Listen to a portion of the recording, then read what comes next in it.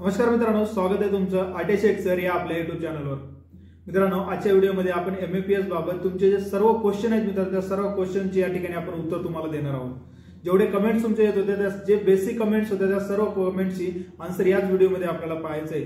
म्हणून व्हिडिओ शेवटपर्यंत पहा। तुम्ही व्हिडिओ शेवटपर्यंत पाहत नाही म्हणून तुम्हाला या ठिकाणी परत कमेंट करायची गरज पडते। म्हणून व्हिडिओ शेवटपर्यंत पहा, जेणेकरून तुम्हाला या व्हिडिओमधली संपूर्ण प्रश्नांची उत्तरे याच व्हिडिओमध्ये मिळतील। चला तर मग व्हिडिओ स्टार्ट करूया।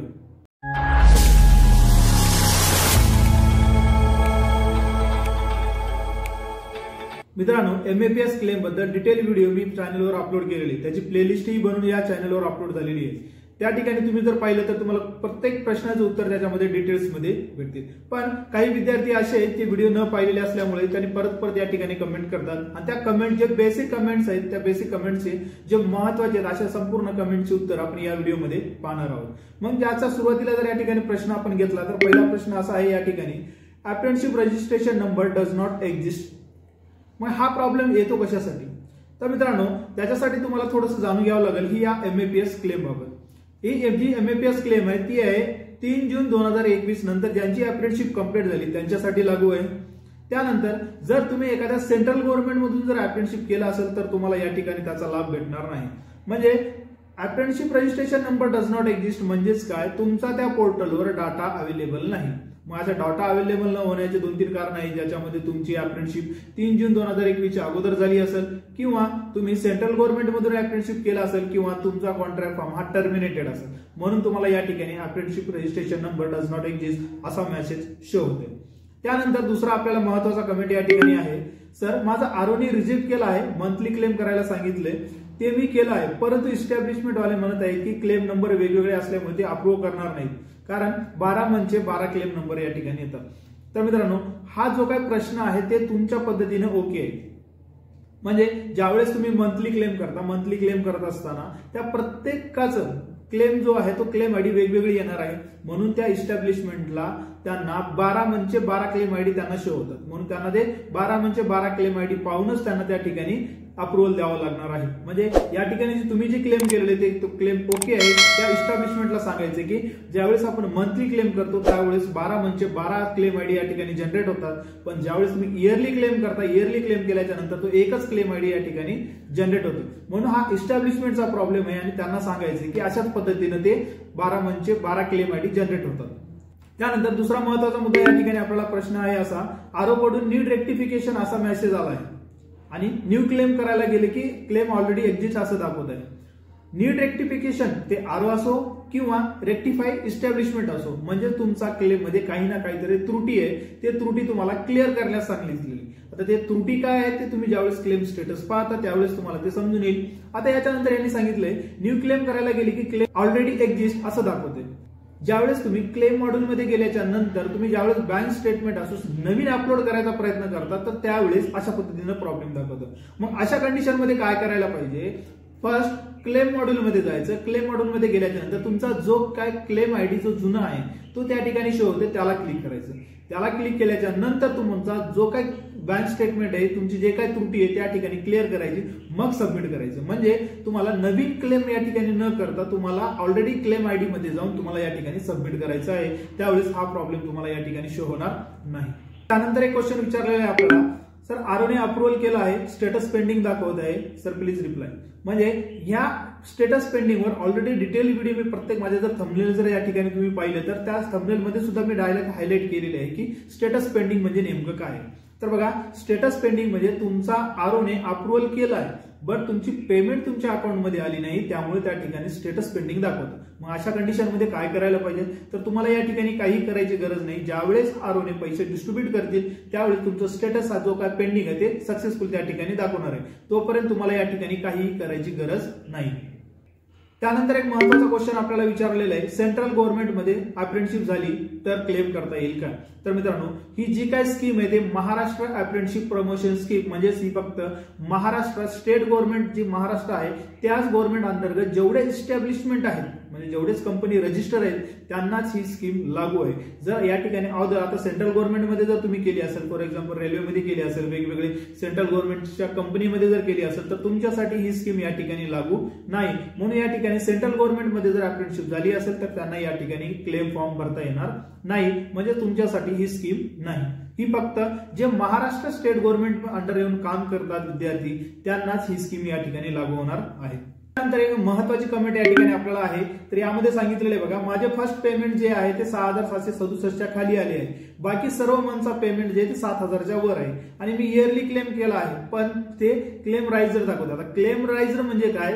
ज्यावेळेस तुम्ही ऍप्लिकेशन फॉर्म म्हणजे क्लेम केलेला आहे, क्लेम केल्याच्या नंतर तुमचा तो क्लेम कुठे जाईल? तुमच्या इस्टॅब्लिशमेंटकडे.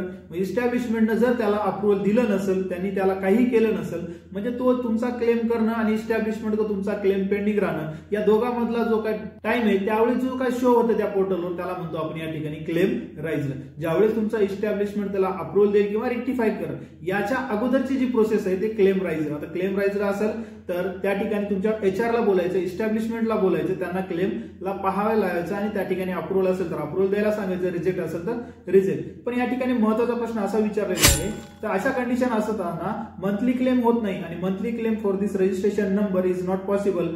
त्यामुळे या ठिकाणी असं विचारलं जातं since it yearly type of claim असं शो करतंय. मित्रांनो, जे मंथली क्लेम करायचा क्रायटेरिया आहे ते बघा, जर तुमची पेमेंट ऑलरेडी या ठिकाणी तुमच्या अकाउंटला पेड झाली असेल त्याच्यानंतर, त्यामुळे तुम्हाला या ठिकाणी इयरली क्लेम करावं लागणार आहे. जर तुमची अप्रेंटिसशिप जस्ट आता चालू आहे तर तुम्हाला या ठिकाणी मंथली क्लेम करता येणार आहे. आणि ज्या महिन्यामध्ये जी फर्स्ट मंथ आहे त्या फर्स्ट मध्ये जर 6,767 पेक्षा कमी पेमेंट आली असेल तर त्यामध्ये वेगवेगळे कारण असू शकतात. जर तुमची जॉईनिंग 20 तारखेच्या 10 तारखेच्या असे जर झाली असेल तर त्या ठिकाणी ऑब्व्हियसली पेमेंट तुमची कमीच येणार आहे. आणि शेवटच्या मंथला ज्यावेळेस तुम्ही अप्रेंटिसशिप कंप्लीट करून सोडली असेल त्यावेळेसही असं अर्ध्या मंथची या ठिकाणी पेमेंट कमीच येणार आहे. म्हणून या ठिकाणी तुम्हाला काहीही करायची गरज नाहीये. तुम्ही ज्या पद्धतीचं आहे त्याच पद्धतीने इयरली क्लेम करावं तुम्हाला लागणार आहे. या ठिकाणी तुम्हाला मंथली क्लेम ही करता येणार नाही. राहिला प्रश्न कमी पेमेंटचा, जर फर्स्ट आणि शेवटच्या मंथमध्ये जर पेमेंट कमी आली असेल तर तुम्हाला या ठिकाणी काही करायची गरज नाही. त्यानंतर महत्वाचा क्वेश्चन असं विचारले आहे, mention apprenticeship registration number does not exist दाखवते.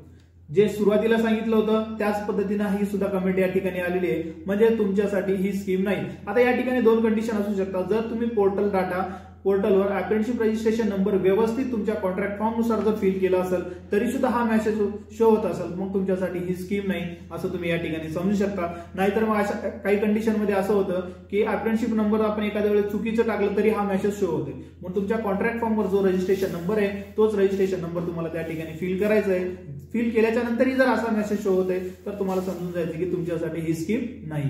त्यानंतर एक महत्वाची कमेंट आहे, क्लेम रायझर असं दिसत आहे. क्लेम रायझर म्हणजे तुमची कंपनीने या ठिकाणी अजून अप्रुव्हल दिलेलं नाही, काहीही केलेलं नाही, फक्त तुम्ही या ठिकाणी क्लेम फॉर्म भरलेलं आहे. अशा कंडिशन मध्ये तुमच्या HR ला किंवा इस्टॅब्लिशमेंटला बोलून त्या ठिकाणी तुमच्या क्लेमला ते चेक करायला सांगायचे. त्यानंतर एक कमेंट आहे, माझं इस्टॅब्लिशमेंट अप्रुव्हल झालं आहे आणि रिमार्क ओके आलं आहे तर पैसे कधी जमा होतील. तर मित्रांनो, डीबीईटीचे 2 स्टेज या ठिकाणी कंप्लीट झालेले आहेत. पहिला स्टेज झालेले आहे आणि जस्ट मागे 31 डिसेंबरला दुसरा स्टेज या ठिकाणी कंप्लीट झालेले आहे. जी फायनल स्टेज राहणार आहे म्हणजे तुमचं ऍप्लिकेशन फॉर्म करण्याची, त्याच्यानंतर तुमच्या जे काय पैसे आहेत ते पैसे येण्याची. तर बघा, लास्ट मार्च 2025 पर्यंत या दोन्ही प्रोसेस या ठिकाणी क्लोज होणार आहेत. ज्यांचे क्लेम या ठिकाणी ओके आहेत, अॅक्युरेट आहेत, त्या सगळ्यांचे पैसे मार्च 2025च्या अगोदर तुमच्या खात्यामध्ये जमा होऊन जातील. जर तुम्हाला शेवट डेट जर या ठिकाणी क्लेम करायची असेल तर तीच राहणार आहे, मार्च 2025च्या अगोदर तुम्हाला या ठिकाणी ऍप्लिकेशन करायचंय आणि ऍप्लिकेशन केल्याच्या नंतर तुमचा जो काय फायनल पेमेंट असेल ते मार्च 2025च्या अगोदर तुमच्या खात्यामध्ये जमा होऊन जाईल.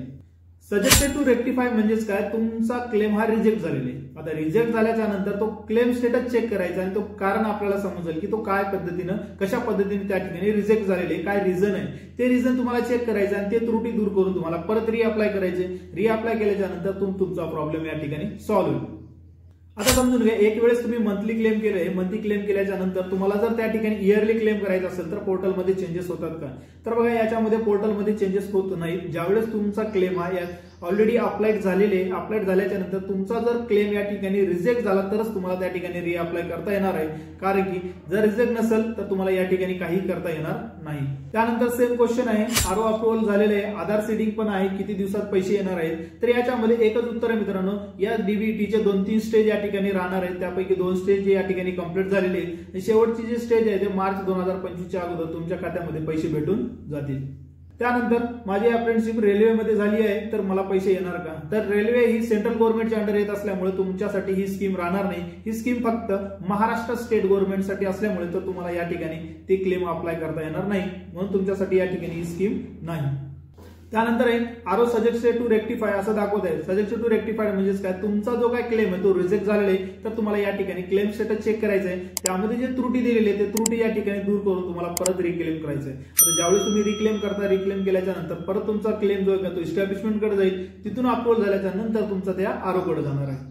त्यानंतर एक महत्त्वाचा क्वेश्चन आहे या ठिकाणी, डोमेसिल सर्टिफिकेट रॉंग अपलोड झालेले रिटर्न अपलोड करायचं येत नाही, कारण की आता या जर पोर्टलची या ठिकाणी कंडिशन बघितली तर फक्त तुमचं बँक स्टेटमेंट एकच तुम्हाला या ठिकाणी परत या ठिकाणी अपलोड करता येणार आहे. डोमेसिल सर्टिफिकेट असो किंवा तुमचा नॅशनल अप्रेंटिसशिप सर्टिफिकेट असो किंवा कॉन्ट्रॅक्ट सर्टिफिकेट असो, एकदा जर तुम्हाला अपलोड झालं तर त्या ठिकाणी तुम्हाला अपलोड करता येणार नाही. अशा कंडिशनमध्ये तुम्हाला या ठिकाणी बीटीआरआयचं कॉन्टॅक्ट करायचं आहे, त्यानंतरच तुम्हाला या ठिकाणी चेंजेस करून मिळतील. एमएपीएस रजिस्ट्रेशन नंबर अलर्ट असं दाखवते. तर काय होतंय, एमएपीएस ज्या ठिकाणी बघितलं आपण, ही क्लेमची जर वेबसाईट आहे तर ही याचा सर्व्हर डाऊन नेहमी होत असतो, म्हणून तुम्हाला या ठिकाणी सर्व्हर डाऊन असलं तर या ठिकाणी अशा प्रकारचं अलर्ट या ठिकाणी शो होतोय. म्हणून तुम्हाला या ठिकाणी निवांत नाईटच्या वेळेला या ठिकाणी तुम्हाला क्लेम करून घ्यायचं आहे, जेणेकरून याचं पोर्टलचा सर्व्हर अॅक्युरेट चालू राहील. त्यानंतर एक महत्वाची कमेंट आहे, पैसे आले आहेत असा मेसेज आला आहे पण पैसे जमा नाही झाले.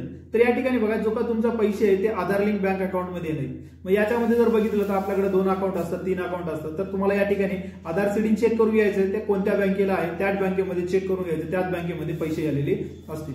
मित्रांनो, हे होते बेसिक क्वेश्चन जे की तुमच्या एमएपीएस क्लेम बद्दल मला वेळोवेळी या ठिकाणी विचारले गेले होते. तर अशाच प्रकारचे मी नवीन व्हिडिओ तुमच्यासाठी एमएपीएस क्लेम बाबत या ठिकाणी घेऊन येत असतो. तर तुम्हाला अजून काही याच्या व्यतिरिक्त अजून काही प्रॉब्लेम असेल तर मला कमेंटद्वारे कळू शकता. तर भेटूया पुढच्या व्हिडिओमध्ये, तोपर्यंत नमस्कार.